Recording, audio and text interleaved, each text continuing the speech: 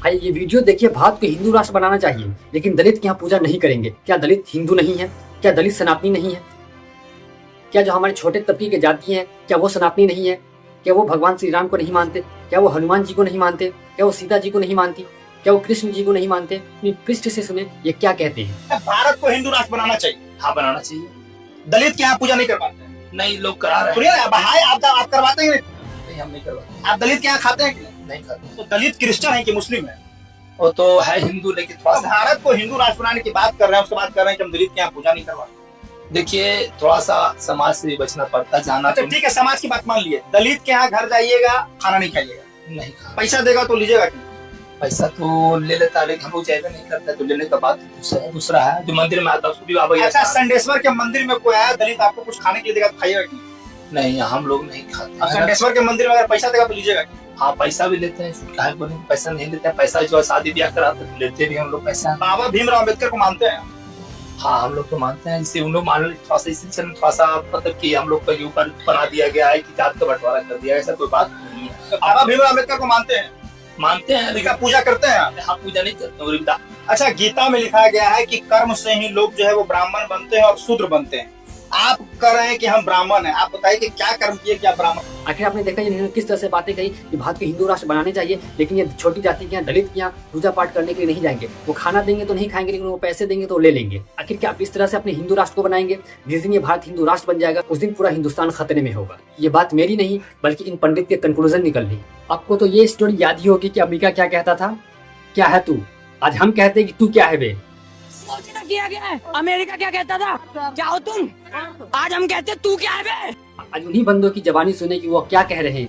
कहने के लिए, फेमस होने के लिए, वायरल होने के लिए कुछ भी कह देते हैं, लेकिन ग्राउंड रियलिटी क्या है ये देखें। आज वो खुद अपने मुंह से इस चीज को कबूल कर रहे हैं। इंफ्रास्ट्रक्चर की हमें कमी है, पुल बनती है तो पुल ढह जाती है, डेवलपमेंट की हमें जरूरत है, एजुकेशन पे कोई बात नहीं हो रही। अभी भी इंफ्रास्ट्रक्चर इतना नहीं है रोड का। वो रोड जो है 4 दिन चलेगी फिर गायब हो जाएगी। बिहार में बहुत पॉपुलर है, पुल बनते हैं साले पुल टूट जाते हैं। लेकिन फ्लो में इन बंदे क्या कहते हैं कि अमेरिका क्या कहता था, क्या है तू? आज हम कहते हैं कि तू क्या है बे। रियलाइजेशन तो होनी ही है, आज हो या कल हो। और इन बंदों को अपने बोली पर तो शर्मिंदा होना ही था। आप भी कमेंट बॉक्स में जरूर लिखें कि अमेरिका क्या कहता था। अगर आई लव मोहम्मद कहना अगर गुनाह है तो हम इस गुनाह को कबूल करते हैं और एक बार नहीं हम 1000 बार कहते हैं आई लव मोहम्मद सल्लल्लाहु तआला अलैहि वसल्लम, आई लव प्रॉफिट मोहम्मद सल्लल्लाहु तआला अलैहि वसल्लम। क्योंकि हमारे नबी हजरत मोहम्मद सल्लल्लाहु तआला अलैहि वसल्लम हमारी शान है, हमारी जान है, हमारी पहचान है। क्योंकि दुनिया की तमाम चीज खत्म हो सकती है, दुनिया की तमाम चीज फना हो सकती है, लेकिन कभी भी अशहदु अल्ला इलाहा इल्लल्लाह व अशहदु अन्ना मुहम्मदन अब्दुहु व रसूलुहु कभी खत्म नहीं हो सकती है। अगर आई लव मोहम्मद कहना ये गुनाह है तो हम ये गुनाह 1000 बार करने के लिए तैयार है। अपने नबी की शान में गुस्ताखी जरा भी बर्दाश्त नहीं कर सकते। अगर आपको जेल में डालना है तो हमें जेल में जाना कबूल है, लेकिन हम अपने नबी की शान में जरा भी खामियां को बर्दाश्त नहीं कर सकते। UFIR से, पुलिस कस्टडी से और जेलों से डराना जो बुज़दिलों का काम है, क्योंकि मुकाबला करने के लिए जनसंख्या की नहीं बल्कि हौसला की जरूरत होती है। आज आप अपने यूनिटी को दिखाएं और अपने नबी के शान में जो गुस्ताखी की गई है उनके ऊपर जल्द से जल्द कोई कार्रवाई की जाए। क्योंकि हमारे इंडियन कॉन्स्टिट्यूशन के आर्टिकल 25 में हमें राइट्स देती है, अपने धर्म का प्रचार कर सकते हैं और ये हमारा फंडामेंटल राइट्स है। अगर हमारे फंडामेंटल राइट्स स्नैच किए जाते हैं तो वाकई में ये लोकतांत्रिक, ये डेमोक्रेटिक कंट्री खतरे में है। तो यहाँ पर भारत के तमाम सिटीजन्स को उठना चाहिए और हमें अपने डेमोक्रेसी को सेव करने के लिए हमें लड़ाई लड़नी चाहिए। उठो और अपने डेमोक्रेसी को बचाओ। GST के स्लैब्स कम होने पर रवि किशन इस तरह से मैथ बताते हैं कि आज मैं ग्रेजुएट हो चुका लेकिन इस तरह की मैथ अपनी जिंदगी में कभी नहीं पढ़ा। कि GST लाने वाले भी खुद और GST को हटाने वाले भी खुद, GST के स्लैब कम करने वाले भी खुद। अब जनता से लुटने के बाद अब यहाँ पर कोई इन्हें रास्ता नहीं मिला तो उन्होंने GST का स्लैब कम कर दिया। और इनके चाटू पत्रकार, इनके चाटू MLA इस तरह से गणित अब सिखा रहे हैं हमें कि आखिर मैं क्या ही बताऊं। और ऐसा गणित मैं जिंदगी में पहली बार देखने के लिए मिल रहा है। 100 रुपए के सामान 45 रुपए में, 1000 रुपए के सामान 450 रुपए में, 5000 के सामान 650 रुपए में, तो इस तरह के सामान दिए जा रही है। और ये कहना रवि किशन का है। मैं बोल रहा हूँ ना, डायरेक्ट 50% रुपए का माल आपको 40 पैसे में, 45 पैसे में, 100 रुपए की चीज 45 रुपए में, 1000 की चीज आपको 450 पौने 500 रुपए में, 5000 की चीज आपको 2650 रुपए में, या 3000 का जैकेट था 1600 रुपए में हो गया। साड़ी हो, लहंगा हो, चुनरी हो, या त्योहार की सारी वस्तुएं हो, शैम्पू हो, टेलीविजन हो, फ्रिज हो, वॉशिंग मशीन हो, सब पर 50% से ज्यादा असर आ गया। इतना बढ़िया सौगात, इतनी अद्भुत सौगात मोदी जी ने त्योहारों पे 140 करोड़ की, वो कोई जो वोट नहीं देता है उसको भी ये सौगात है। इससे शानदार क्या गरीबों को मिडिल क्लास को आज मैं ग्रेजुएट होने के बावजूद इस चीज को समझ नहीं पाया, आखिर ये कौन सा टेक्निक के बाद ये सारे जीएसटी को खत्म किए गए, और जीएसटी खत्म करने के बाद आखिर किस तरह से स्लैब कम करने के बाद यहाँ पर 100 के सामान 45 में मिलने शुरू हो। क्या पहले जो 1 रुपए में 8 चॉकलेट मिलते थे, क्या आप 16 चॉकलेट मिलना शुरू हो गए हैं? क्या पहले पार्ले जी बिस्कुट जो 3 रुपए में 12 पीस दिए जाते थे, क्या अब वो 3 रुपए में 24 पीस दिए जा रहे हैं? क्या पहले जो एजुकेशन नॉमिनल कॉस्ट पे करवाई जा रहे थे, आज उसका कॉस्ट 10 रुपए हो चुके हैं? पब्लिक ट्रांसपोर्टेशन का जो कीमत 10 रुपए थे, कि आज वो 5 रुपए हो चुके हैं? आखिर किस तरह से ये कम हुए हैं, हमें ये चीज समझ में नहीं आ रहा। और आखिर ये गणित कहाँ से सीख कर आए हैं रवि किशन, जो 10 रुपए की चीज 45 रुपए में दे रहे हैं, 1000 की 450 में दे रहे हैं? कोई बताएगा इन चीजों को कमेंट बॉक्स में। जन्म लेने के बाद बड़े तो सभी होते हैं, लेकिन परवरिश किस तरह से आपकी की गई ये आपकी फैमिली पर डिपेंड करती है। आखिर ये बात आज मैंने क्यों की, आप ये वीडियोस देखे आर्यन खान की। यहाँ पर बॉबी देओल को स्पेस न मिलने की वजह से वो नीचे बैठ जाते हैं, आर्यन खान का पहले फेस देकर उनके बाद खुद बॉबी देओल के साथ आकर बैठ जाते हैं।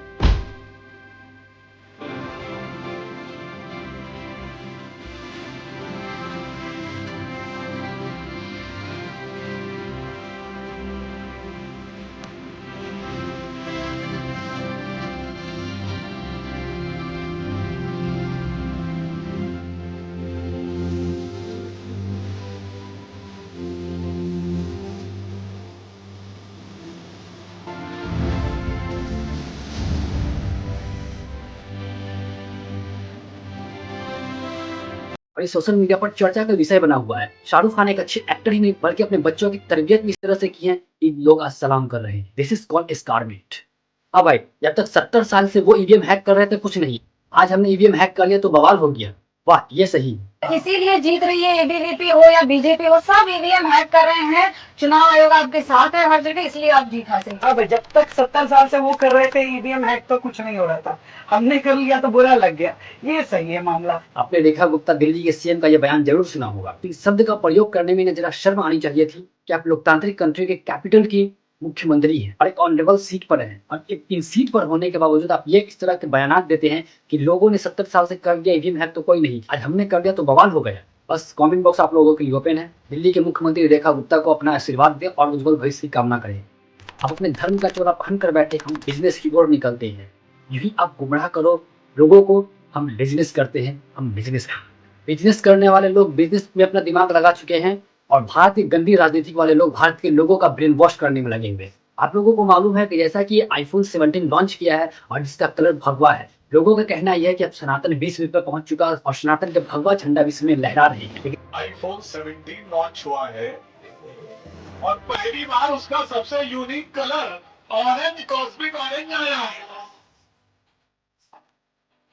यानी दुनिया के सबसे हाईटेक कंपनी के सबसे हाईटेक प्रोडक्ट के ऊपर भी भगवा नजर आने लगा है। अगर किसी को कुछ समझ में आ रहा हो तो उसे अपनी नजर बदलने की जरूरत है। मैं आपकी जानकारी के लिए बता दूं कि भारत में आईफोन का यूजर बहुत ज्यादा है और आईफोन के यूजर्स को अपने तरफ अट्रैक्ट करने के लिए भगवा कलर का यूज किया गया है। और ये गंदी राजनीति करने वाले लोग अपने आप पर गर्व कर रहे हैं, लेकिन उन्हें ये मालूम नहीं ये सिर्फ और सिर्फ यहाँ पे बिजनेस की गई है। आईफोन 17 का रिलेशन किसी भी धर्म से नहीं है, ये सिर्फ और सिर्फ एक बिजनेस है, और जिससे हमें बिजनेस में प्रॉफिट होगी हम सिर्फ और सिर्फ उसी चीज का यूज करेंगे, क्योंकि हमें कस्टमर को क्रिएट करना है। आप अपने धर्म का चोला पहन कर बैठे, हम बिजनेस की ओर निकलते हैं।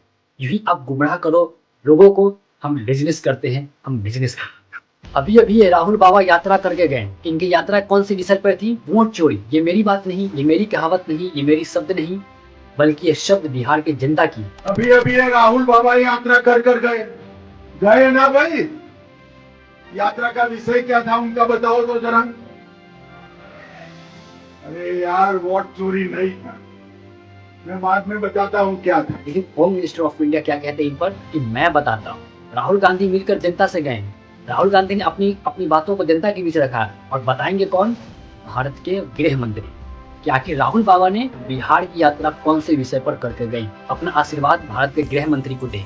आइए इन भारत देश के वफादार नागरिक से सुने कि वो 26 जनवरी और 15 अगस्त means independence day and republic day, why he is not celebrating an entire Hindu Mahasabha, why they are not celebrating independence day and republic day. Akhil Bharat Hindu Mahasabha 26 जनवरी हो या 15 अगस्त हो, इसका सेलिब्रेशन नहीं करती है। क्यों? कि हिंदू महासभा का मानना है कि 15 अगस्त 1947 को देश आजाद नहीं हुआ था, हमारी भारत माता के टुकड़े हुए थे। हिंदू महासभा का मानना था कि संविधान के अंदर अखंड हिंदू राष्ट्र की कल्पना होनी चाहिए, सनातन संस्कृति का उसके अंदर मिश्रण होना चाहिए, जो उसमें रखा नहीं गया है। इसलिए हम 26 जनवरी हो या 15 अगस्त हो, इसका सेलिब्रेशन हिंदू महासभा नहीं मनाती। These are the national festival of India for these thousands of freedom fighters who have sacrificed their life for their nations. But इनके बावजूद भी ये लोग कहते हैं कि हम हिंदू महासभा वाले भारत के आज़ादी को और भारत के गणतंत्र दिवस को हम सेलिब्रेट नहीं करते। ये हमारे देश के सच्चे नागरिक हैं और ये ऑन कैमरा इन बात को कहते हैं। ये देश के सच्चे नागरिक है, कोई भी गलत कमेंट नहीं करेगा। सलाम करता हूँ मैं ऐसे देश के नागरिक को जो जिस थाली में खाते हैं उसी थाली में छेद करते हैं। हम बाबर के जमाने में भी परेशान नहीं हुए, हम कांग्रेस के जमाने में भी परेशान नहीं हुए, लेकिन हम बीजेपी के राज्य में हम संत परेशान हो चुके हैं और हमारे नाम पर ये सरकार वोट लेती है, हमारे मंदिरों के नाम पर ये सरकार वोट लेती है और हमारे नाम पर ये सरकार खाती है और हमें ही लतियाती है। राहुल जी, मैं आपसे कहना चाहूंगा, ये बाबर के जमाने में भी हम संत परेशान नहीं हुए, हम कांग्रेस के जमाने में भी परेशान नहीं हुए, ये बीजेपी के जमाने में हम परेशान हो गए।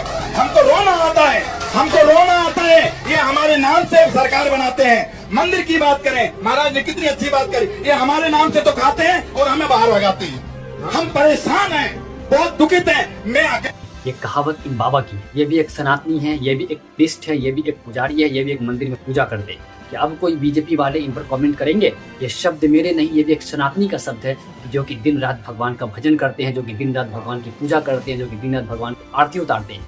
युवाओं की शक्ति अब होगी नहीं अपार, हर तरफ दिख रही सरकार को हाहाकार।